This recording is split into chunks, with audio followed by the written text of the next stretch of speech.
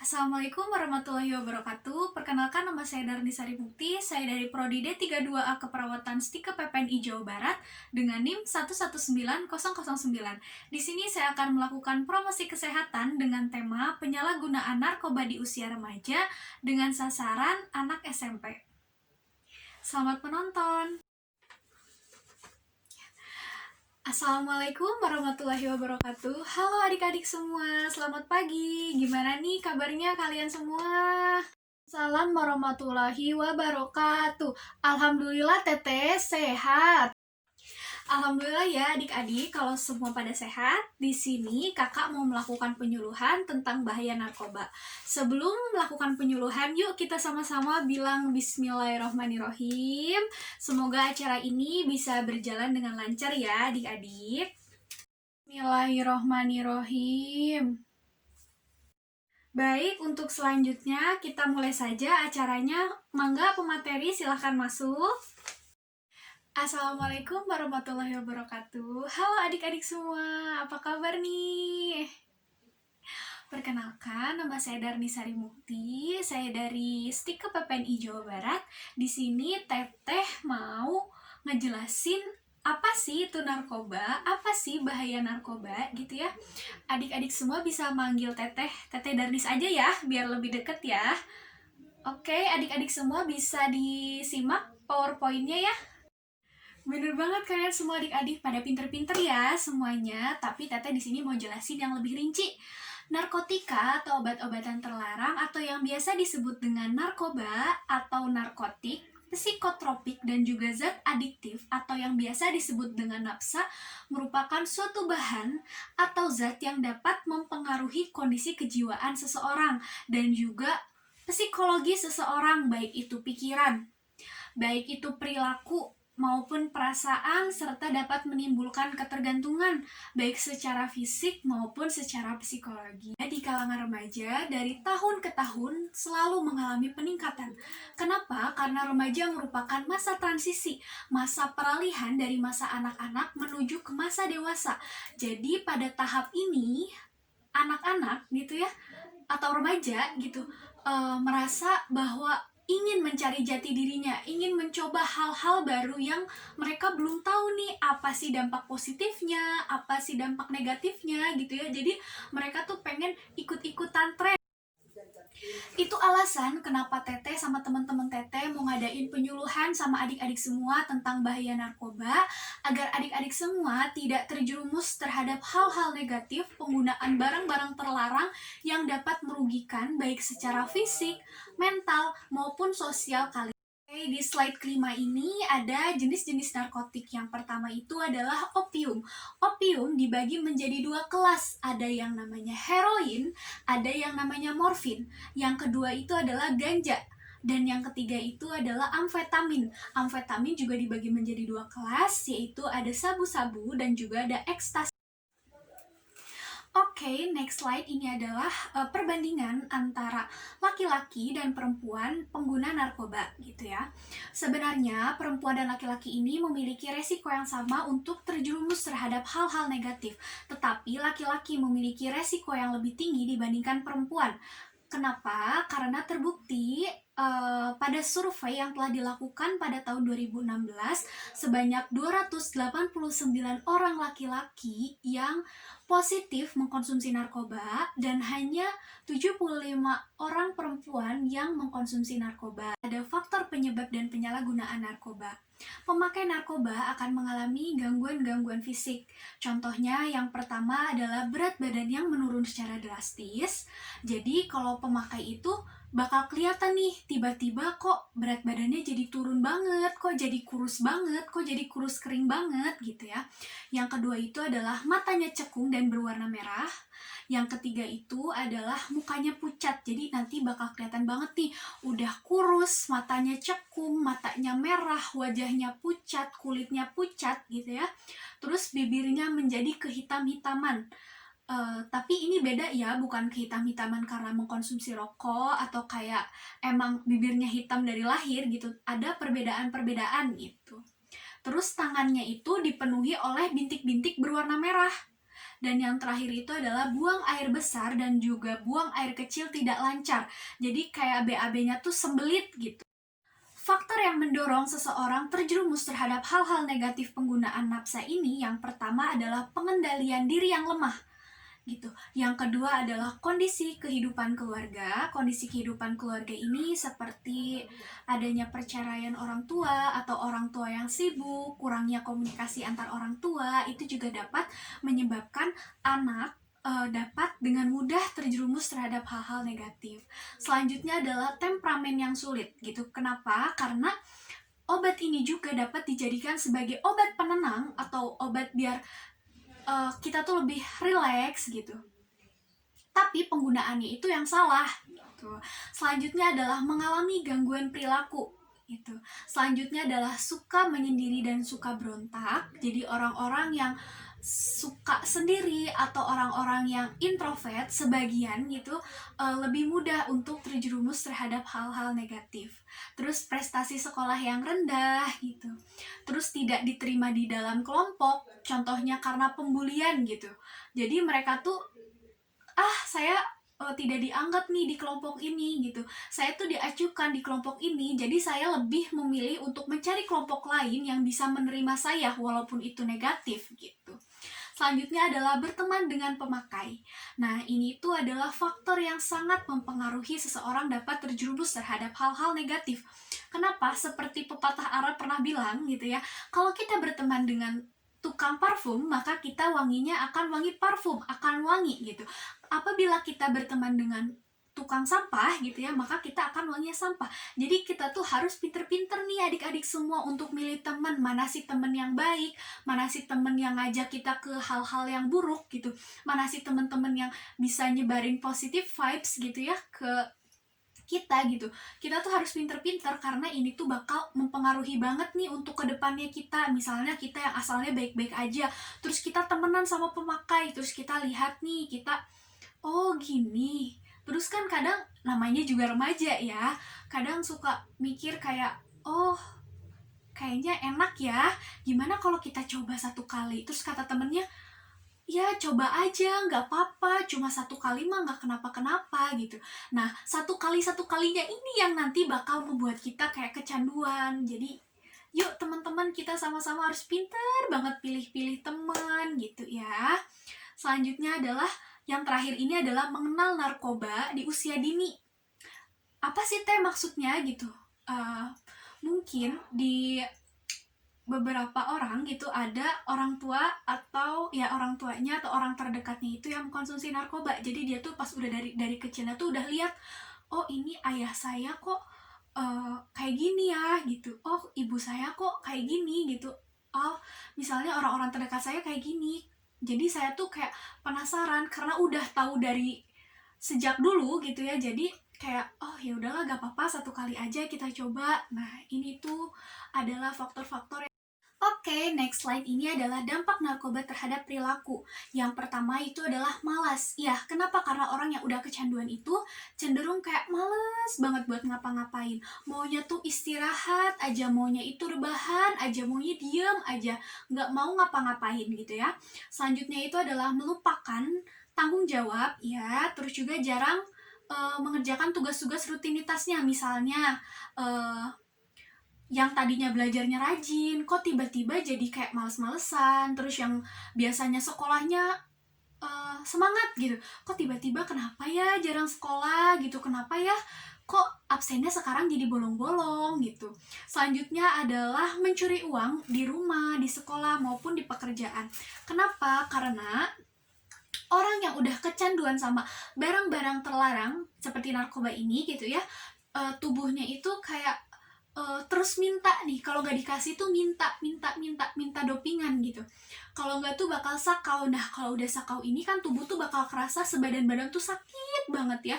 Jadi mereka tuh menghalalkan berbagai macam cara supaya biar bisa nggak sakau lagi, biar bisa ngedoping lagi nih, biar si badannya bisa kuat lagi gitu. Jadi mereka kayak yang asal dikasih uang SPP yang harusnya dibayarin, ini malah buat beli narkoba kayak gitu. Dan gitu ya. Untuk selanjutnya adalah sering menyendiri, iya ya, sering menyendiri, terus menghabiskan waktu di tempat-tempat yang gelap seperti di tempat tidur, di kamar tidur, terus kayak di WC gitu ya. Selanjutnya itu adalah takut akan air. Meskipun tadi dibilang ya suka diem di tempat gelap gitu, tapi mereka itu tidak mau mandi karena mereka itu takut sama air gitu ya. Karena mereka tuh kayak gitu, takut sama air tuh kayak gak mau, anti banget gitu. Selanjutnya adalah batuk dan pilek secara terus-menerus gitu. Meskipun udah diobati nih pakai obat apa, tapi terus aja pilek, terus aja batuk gitu. Percuma kan ya pakai obat yang di warung karena dia udah biasa mengkonsumsi obat-obat kayak gitu.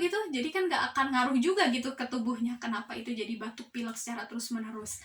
Terus bersikap manipulatif. Nah, apa sih itu manipulatif? Manipulatif itu adalah kemampuan seseorang untuk mempengaruhi orang lain. Nah, mempengaruhi orang lainnya di sini adalah mempengaruhi dalam hal negatif atau dalam hal yang buruk gitu ya. Selanjutnya adalah sering menguap. Nah, adik-adik di sini yang sering menguap ini gimana? Ya, enggak ya, adik-adik di sini mah insya Allah aman semua ya. Adalah pelatihan keterampilan. Gimana itu teteh? Misalnya gitu ya. Kayak adik-adik di sini ada yang suka sepak bola? Ya, adik-adik kalau ada yang suka sepak bola bisa ikut organisasi ya. Kalau di SMP organisasi sepak bola misalnya. Adik-adik ada yang suka boxer bisa ikut organisasi boxer gitu. Kalau adik-adik ada yang suka masak bisa bantuin mamahnya di rumah masak gitu ya. Selanjutnya adalah kegiatan alternatif untuk mengisi waktu luang. Sama ya kayak yang pertama, misalnya adik-adik ada yang di sini hobinya nyanyi, bisa ikut les nyanyi atau ikut les piano gitu, atau les berenang buat adik-adiknya yang suka renang, yang suka olahraga gitu ya. Terus ada menciptakan rumah yang sehat, yang serasi, yang harmonis gitu ya. Kenapa? Karena kalau misalnya kita udah nyaman di rumah gitu, pasti kita tuh bakal kayak ya udahlah mending di rumah aja, lebih enak gitu ya, lebih kayak nyaman gitu ya. Terus ada mengikut sertakan dalam pengawasan narkoba dan pelaksanaan undang-undang. Jadi adik-adik di sini tuh udah tahu ya, harus udah tahu nih undang-undang tentang narkoba gitu. Jadi sebelum adik-adik kepikiran buat pengen nyoba gitu, jadi adik-adik udah mikir kayak jangan, narkoba itu kan bahaya gitu, dampaknya tuh kayak gini buat kita, terus juga kita tuh bakal ditangkep nih sama polisi kayak gitu. Jadi sebelum adik-adik melakukan hal itu, adik-adik bisa pikir-pikir dulu. Narkotika atau narkoba. Yang pertama ini adalah sabu-sabu. Ya, ini ada sabu-sabu. Nih gambarnya biar lebih jelas, adik-adik bisa lihat. Sabu-sabu atau yang biasa disebut dengan metafetamin ini merupakan turunan dari amfetamin ya, yang merupakan suatu zat adiktif yang aktif yang sangat berbahaya bagi tubuh karena dapat menyebabkan yang pertama halusinasi, dapat menyebabkan mood swing. Apa sih itu mood swing? Mood swing itu kayak tiba-tiba marah, tiba-tiba nangis, tiba-tiba ketawa, terus menyebabkan paranoid atau ketakutan berlebih, menyebabkan kecemasan, jadi cemasnya tuh berlebihan gitu. Terus juga dapat menyebabkan psikosis gitu. Selanjutnya ada tembakau gorila. Nah, tembakau gorila ini adik-adik udah ada yang pernah dengar belum tembakau gorila itu apa nih? Biar lebih jelas ya, tembakau gorila ini merupakan tembakau yang di dalamnya itu sudah tercampur bahan-bahan atau zat kimia yang biasanya digunakan untuk menciptakan ganja gitu ya. Terus apa aja sih teh efeknya? Efeknya itu yang pertama itu dapat menyebabkan kerusakan pada paru-paru, menyebabkan kerusakan pada bagian ginjal, dapat menyebabkan penurunan kinerja otak, pasti banget gitu ya, dapat menyebabkan ketergantungan.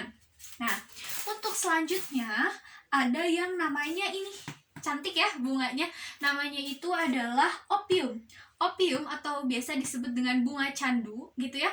Bunga ini menghasilkan getah. Nah, getahnya ini dapat getahnya itu disuling itu dapat menghasilkan yang namanya si morfin. Nah, morfin apabila disuling kembali gitu atau diekstrak kembali dapat menghasilkan yang namanya heroin. Ini itu sebenarnya bunganya tidak berbahaya, tetapi sering disalahgunakan gitu ya. Jadi